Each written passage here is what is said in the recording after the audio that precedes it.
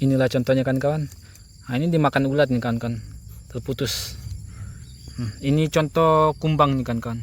Contoh kumbang ini dampaknya seperti ini kan, bolong-bolong. Inilah penyebabnya. Makanya harus kita basmi cepat nih kan. Jika menemukan ini adalah jenis contoh kumbang, cepat kita kan. Selamat sore kawan. Sore ini saya akan membagi informasi mengenai jenis ulat yang menyerang pucuk daun di pembibitan kita kawan. Untuk jenisnya seperti apa saya akan tunjukkan kawan. Jadi saya akan menunjukkan dampak dari penyerangan ulat itu seperti ini kawan. Inilah contohnya. Inilah contohnya kawan. Nah, ini dimakan ulat nih kawan, terputus.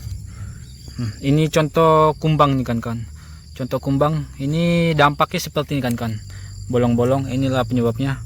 Makanya harus kita basmi cepat nih kan. Jika menemukan ini adalah jenis contoh kumbang, cepat kita kan. Nah, contohnya seperti itu. Nah, ini ulat ini kan. Ini ulat, dampaknya seperti ini ulat. Dan ini ketika kegosongan seperti ini bukan penyebab ulat atau kumbang kan kawan, namun ini akibat kurangnya air kan kawan. Jadi dia mengakibatkan panas, akhirnya gosong bagian pucuk daun. Namun ketika kita lakukan penyiraman secara rutin, maka dia akan kembali normal kan kawan. Nah, ini ulat ini kan ya. Ulat seperti apa lagi saya akan tunjukkan. Nah, ini jelas sekali kan. Ini jelas ulat ini kan. Terputus daunnya kan ya. Dia menyerangnya dari bagian bawah ini kan. Menyerangnya dari bagian bawah ulatnya. Dia dari bawah naik, di bawah daun dia mulai memakan ini sedikit demi sedikit kan. Untuk penampakan ulatnya seperti ini kan. Inilah penampakan ulatnya. Jelas kan ya. Jelas sekali kan. Jadi saya sarankan bagi kawan-kawan jika menemukan ulat seperti ini, maka kawan-kawan cepat membasminya kan. Karena dampaknya dari ulat ini akan mempengaruhi pertumbuhan pembibitan kita itu sendiri kan kawan. Jadi yang pertama, ketika daun kita terjadinya kerusakan, maka akan terhambatnya pertumbuhan pembibitan kita itu sendiri kan kawan. Dan jika tanaman kita daunnya kurang, maka akan terjadinya penghambatan fotosintesis bagi pertumbuhan tanaman itu sendiri kan. Jadi untuk penampakan ulat seperti ini kan. Ini harus cepat-cepat kita basmi kan ya. Ini akan sangat mempengaruhi pertumbuhan tanaman kita kan. Untuk jenisnya seperti ini kan ya. Jadi inilah jenis ulat. Nanti kita akan pelajari untuk jenis apa ini ulat. Untuk ini jenisnya kan. Nanti kita pelajari seperti apa. Inilah banyak kerusakan ini kan. Jadi untuk di pembibitan kita ini menanam dengan varietas Sriwijaya 905 yang diproduksi oleh PT Bina Sawit Makmur.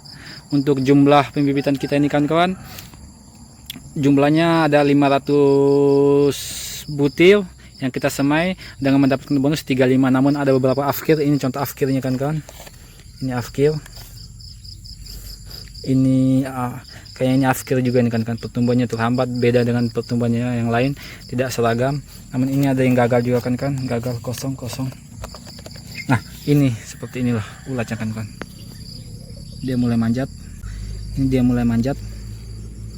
Dia mulai menggerogoti. Oh, ternyata selama ini ketika dia memakan daun, dia menyerang daun tuh dari bagian bawah kan kawannya. Dari bagian bawah.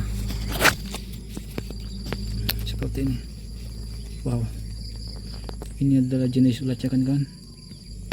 Ini sangat membahayakan bagi tanaman kita nih kan. Jika dia menyerang bagian daun kita nih kan. Inilah penampakannya. Ternyata ulat ini bukan dari atas daun kan. Ternyata dia dari bawah daun. Dia menyerang dari bawah daun dan memakan daun itu sendiri kan. Sebab ketika kita mencarinya secara sekilas kita tidak bisa menemukannya kan.